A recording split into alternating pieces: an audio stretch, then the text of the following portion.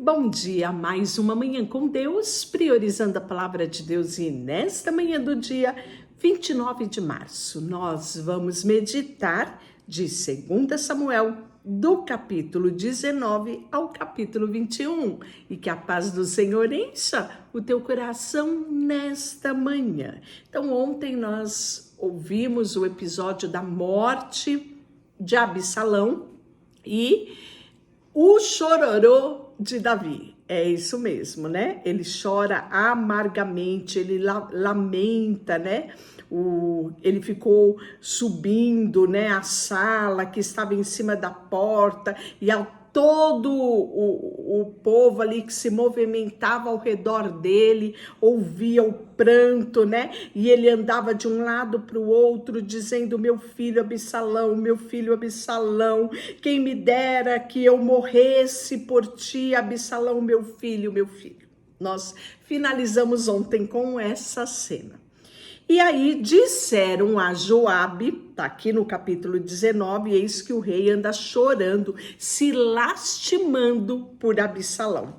Então, a vitória se tornou naquele mesmo dia em luto para todo o povo, porque naquele dia o povo ouvira dizer: o rei está de luto por causa do seu filho. Naquele mesmo dia entrou o povo às furtadelas na cidade, como faz quando foge envergonhado da batalha. Tendo o rei coberto o rosto, exclamava em alta voz: meu filho Absalão, Absalão, meu filho, meu filho. Então Joabe entrou na casa do rei e lhe disse: hoje envergonhaste a face de todos os teus servos que livraram. Hoje a tua vida e a vida dos teus filhos e as tuas filhas e a vida das tuas mulheres e das tuas concubinas. Amando tu o que te aborrece e aborrecendo os que te amam, porque hoje dás a entender que nada vale mais contigo, príncipes e servos, porque entendendo agora que se Absalão vivesse e todos nós hoje fôssemos mortos, então tu estarias contente. Levanta-te agora, sai e fala segundo o coração dos teus servos. Juro pelo Senhor que se não saíres, nenhum só homem ficará contigo esta noite. E maior mal te será isto do que todo o mal que tem vindo sobre ti desde a tua mocidade até agora. Então o rei se levantou e se assentou à porta, e o fizeram saber a todo o povo, dizendo: eis que o rei está assentado à porta. Veio, pois, o povo apresentar-se diante do rei. Ora, Israel havia fugido, cada um para a sua tenda, e todo o povo em suas tribos de Israel andava altercando entre si. O rei nos tirou das mãos dos nossos inimigos, livra-nos das mãos dos filisteus, e agora fugiu da terra por causa de Absalão. Absalão, a quem ungimos sobre nós, já morreu na peleja. Agora, pois, por que vos calai e não fazeis voltar o rei? Então, o rei Davi mandou chamar Zadoque e Abiatar, os sacerdotes, e disse: falai aos anciões de Judá, porque saireis vós os últimos a tornar e a trazer o rei para a sua casa, visto que aquilo que todo Israel dizia já chegou ao rei até a sua casa. E vós sois meus irmãos, sois o meu osso e a minha carne, porque sereis os últimos em tornar a trazer o rei? Dizia Amasa: não és tu meu osso e a minha carne? Deus me faça o que lhe aprouver, se não vieres a ser para sempre comandante do meu exército no lugar de Joabe. Com isto moveu o rei o coração de todo o povo, os homens de Judá, como se fora um só homem, e mandaram dizer: volta, ó rei, tu e todos os teus servos. Então o rei voltou e chegou ao Jordão. Judá foi a Gigal para encontrar-se com o rei a fim de fazê-lo passar o Jordão. E apressou-se Simei, filho de Gera, benjamita, que era de Baurim, e desceu com os homens de Judá a encontrar-se com Davi. E com ele 1000 homens de Benjamim, como também Ziba, o servo da casa de Saul, acompanhado de seus 15 filhos e seus 20 servos. E meteram-se pelo Jordão à vista do rei. E atravessaram para fazerem passar a casa real e para fazer o que lhe era agradável. Então Simei, filho de Gera, prostrou-se diante do rei quando este ia passar o Jordão. E lhe disse: não te imputes, Senhor, a minha culpa, e não te lembres de que tão perversamente fez teu servo no dia em que o rei meu senhor saiu de Jerusalém. Não conserves, ó rei, em teu coração. Lembra do episódio? Tá lá em 2 Samuel 16. Esse aqui, Simei, é aquele que ficava atacando pedra e acusando e amaldiçoando Davi. Esse mesmo agora. Pede para que o rei volte, pede perdão, não imputes, Senhor, sabe, as palavras que eu disse, né? Não me culpe. Então ele vem todo, né, se desculpar. Porque o teu servo deveras confesso que eu pequei. Por isso sou o primeiro que ele e toda a casa de José desci para encontrar-me com o rei, meu senhor. Então respondeu Abiassai, filho de Jerua: não morreria, pois, Simeu, por isso, havendo amaldiçoado ao ungido do Senhor? Porém Davi diz isso: que tenho para com vós, filhos de Jeruia, para que hoje me seja adversário? Morreria alguém hoje em Israel? Por não sei eu que hoje novamente sou rei sobre Israel? Então disse o rei a Simei: não morrerás, isso eu te juro. Mefibosete vai se encontrar com Davi. Também Mefibosete, filho de Saul, desceu para encontrar-se com o rei, e não tinha tratado dos pés e nem espontado a barba e nem lavado as vestes, desde o dia em que o rei saíra até o dia que ele voltou em paz. E tendo ele chegado a Jerusalém, encontrar-se com o rei, este lhe disse: por que não fostes comigo, Mefibosete? Ele respondeu: ó rei, meu senhor, o meu servo me enganou, porque eu, teu servo, dizia: abaldarei um jumento e montarei para ir com o rei, pois teu servo é coxo. Demais disso, ele falsamente me acusou a mim, teu servo, diante do rei, meu senhor. Porém, rei, meu senhor, é como um anjo de Deus. Faze, pois, o que melhor te parecer. Porque toda a casa do meu pai não era senão homens dignos de morte diante do rei, meu senhor. Contudo, puseste o teu servo entre os que comem a tua mesa. Que direito, pois, tenho eu de clamar ao rei? Respondeu o rei: porque ainda fala dos teus negócios, resolvo que repartas com Ziba a terra. Disse Mefibosete ao rei: fique ele com muito embora, contudo, pois já voltou o rei, meu senhor, em paz à sua casa. Né? Olha que lindo, né? Essa atitude de Mefibosete. Para ele importava mais ao rei do que todas as riquezas que ele podia ter, em detrimento de ser filho de Saul, né? E aí nós vamos ver que Braslai, o Gileadita, desceu a Rogelim e passou com o rei o Jordão para acompanhar até o outro lado. Era Brasilai muito velho de idade, de 80 anos. Ele sustentara o rei quando este estava em Manaim, porque era um homem muito rico. Disse o rei a Brasilai: vem comigo e sustentarei-te em Jerusalém. Respondeu Brasilai ao rei: quantos serão ainda os dias da minha vida? Não vale a pena subir com o rei a Jerusalém. 80 anos tenho hoje. Poderei eu discernir entre o bom e o mal? Poderei o teu servo ter gosto no que come ou no que bebe? Poderia eu ouvir a voz dos cantores e cantoras? E por que há de ser o teu servo ainda pesado ao rei, meu senhor?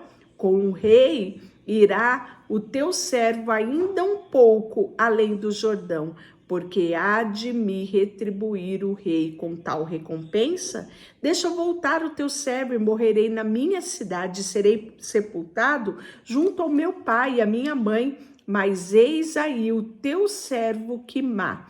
Passe com ele e com o rei, o meu senhor, e faze-lhe o que bem parecer. Respondeu a rei: Quimá passará comigo, e eu lhe farei como for do teu agrado, e tudo que desejar de mim, eu te farei, né? Uma amizade linda entre esses dois homens. Então, eis que todo o povo de Israel vieram ter com ele e disseram: por que te furtaram nossos irmãos, os homens de Judá, e conduziram o rei à sua casa através do Jordão e todos os homens de Davi com eles? Então respondeu todos os homens de Judá aos homens de Israel: porque o rei é nosso parente.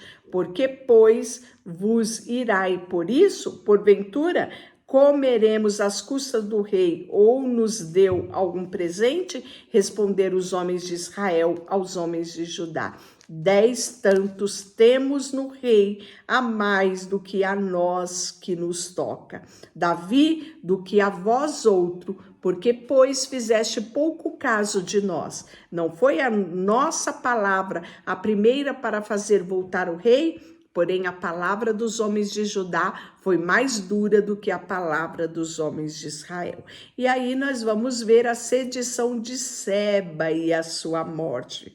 Então, se achou ali por um acaso um homem de Belial, cujo nome era Seba, filho de Bicri, homem de Benjamim, o qual tocou a trombeta e disse: não fazemos parte de Davi, nem temos herança com o filho de Jessé, cada um para a sua tenda, ó Israel. Então todos os homens de Israel se separaram de Davi e seguiram, sabe quem? Seba, filho de Bicri. Porém, os homens de Judá se apegaram ao seu rei e conduziram-lhe desde o Jordão até Jerusalém. Vindo, pois, Davi à sua casa em Jerusalém, tomou o rei as suas 10 concubinas, que deixara para cuidar da casa, e a pôs em custódia e as sustentou, porém não coabitou mais com ela. E tiveram encerradas até o dia em que morreram, vivendo como viúvas do rei. Disse o rei a Amasa. Agora você lembra o que aconteceu, não é? Absalão deitou-se com essas concubinas, né? À vista de todo Israel. Então, Davi vai preservar, né, a moral, preservar a honra dessas concubinas, cuidando delas até a morte. E aí, nós vamos ver que disse o rei Amasa: convoca-me para dentro de 3 dias os homens de Judá e apresenta-te aqui. Partiu Amasa para convocar os homens de Judá, porém demorou-se ali um tempo que lhe fora aprazado. Então disse Davi a Abiassai: mais mal agora nos fará Seba, filho de Bicri, do que Absalão. Pelo que toma tu os servos de teu senhor e persegue-o, para que não ache mais as cidades fortificadas no seu escape. Então perseguiram o homem, os homens de Joabe, a guarda real, e todos os valentes, esses saíram de Jerusalém e perseguiram Seba, filho de Bicri. E chegando ele, pois, a uma pedra grande que estava junto a Gibeão, Amasa veio perante eles. Trazia Joabe vestes militares, sobre elas um cinto, no qual, presa em seus lombos, estava uma espada dentro da bainha. Adiantando-se, ele fez cair a espada. Disse Joabe a Amasa: vai bem, meu senhor, meu irmão. Com a mão direita lhe pegou a barba para beijar. Amasa não se importou com a espada que estava na mão de Joabe, de sorte que este o feriu com ela no abdômen e lhe derramou pela terra as entranhas. não feriu segunda vez, e ele morreu. Então Joabe e Abiaçai, o seu irmão, perseguiram a Seba, filho de Micre. Mas um dentre os moços de Joabe parou junto a Amasa e disse: quem está no lado de Joabe? É por Davi? Siga Joabe. Amasa se revolvia no seu sangue no meio do caminho. Vendo o moço que todo o povo parava, desviou a Amasa do caminho para o campo e lançou sobre ele o manto, porque via que todo aquele que se chegava a ele parava. Uma vez afastado do caminho, todos os homens seguiram Joabe para perseguirem Seba, filho de Micre. Seba passou por todas as tribos de Israel, até Abel-Bet-Maca. Apenas os beritas se juntaram a todos os que o seguiam. E vieram Joabe, os homens, e o cercaram em Abel-Bet-Maaca e levantaram contra a cidade um montão da altura do muro, e todo o povo que estava com Joabe trabalhava no muro para derribar. Então uma mulher sábia gritou de dentro da cidade: ouvi, dize a Joabe, chega-te cá, para que fale comigo. E chegando-se, ele perguntou à mulher: és tu Joabe? Ele disse: eu sou.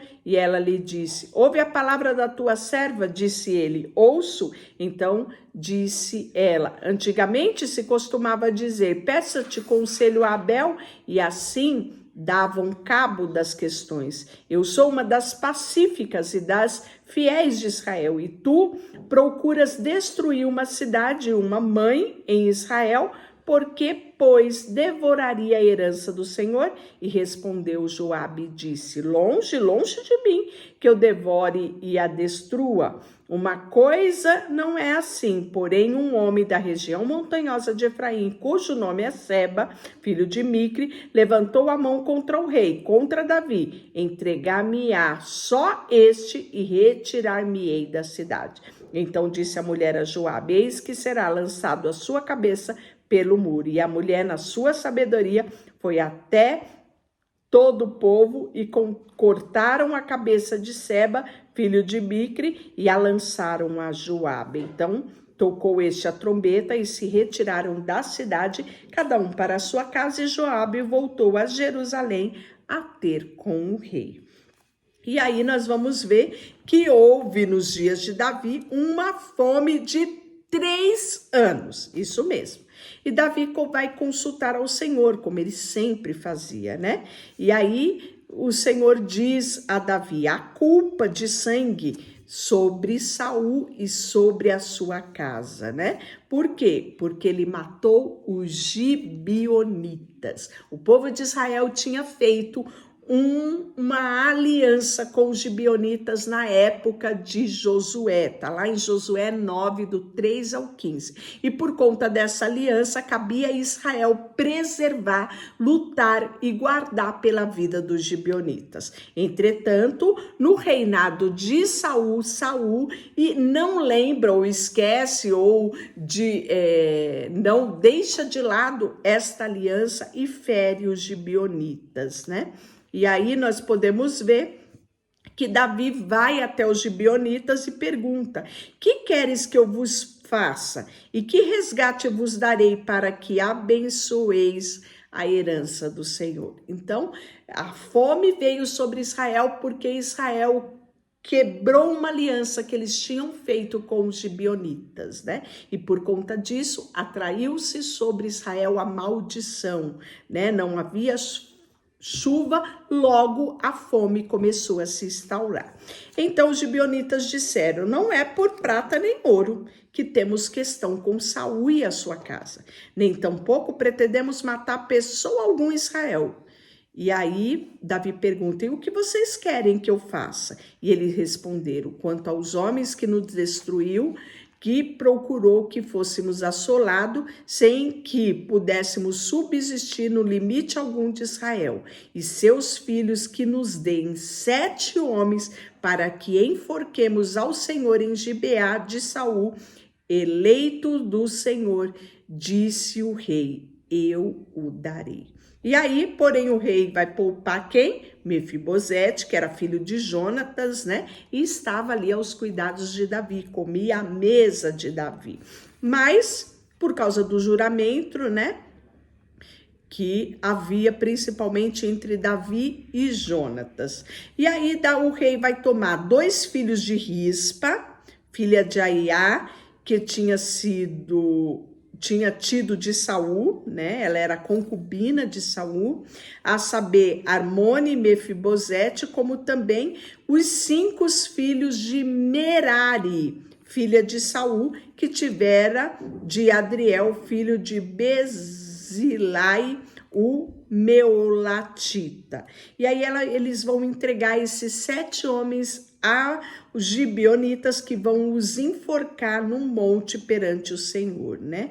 Caíram os 7 juntamente, foram mortos no dia da ceifa, no primeiro dia da ceifa da cevada. Então Rispa, filha de Aiá, tomou um pano de saco e estendeu para si, né, estendeu para si sobre uma penha desde o princípio da ceifa até que ele caiu a água do céu, e não deixou que as aves do céu se aproximassem deles, dos filhos dela, né, que estava morto, nem os animais do campo à noite. E aí foi dito a Davi dessa atitude de Rispa, que estava lá de dia e de noite guardando os corpos do seu filho, né? E aí nós vamos ver que Davi vai tomar os ossos de Saul, os ossos de Jonatas, né, lá de Jabes de Gileade, que tinha pego eles, né? E nós vamos ver que Davi vai transportar esses ossos, bem como esses homens que foram enforcados, e vai reenterrar junto com os ossos de Saul e de Jonatas lá na terra dele, de Saul, né? Na terra dos Benjamim, isso mesmo. Depois disso, Deus vai se tornar favorável, né, à terra de Israel, e volta a ter chuva, volta a ter colheita, né? E aí nós vamos ver de novo, fizeram os filisteus guerra contra Israel, vai descer Davi com os seus homens, vão pelejar contra os filisteus, ficando Davi muito fadigado. E aí nós vamos ver que aqui ainda vamos ter descendentes de gigante, tá no versículo 16, né? E com gigante era, com pesada era as suas armaduras, e esse vai intentar matar Davi, né? Porém Abiassai, filho de Geruia, vai socorrer e vai ferir o filisteu e vai o matar. Então os homens de Davi lhe juraram: nunca mais sairás conosco para a peleja, para que não apagues a lâmpada de Israel, né? E aí nós vamos ver que vai haver ainda peleja, né?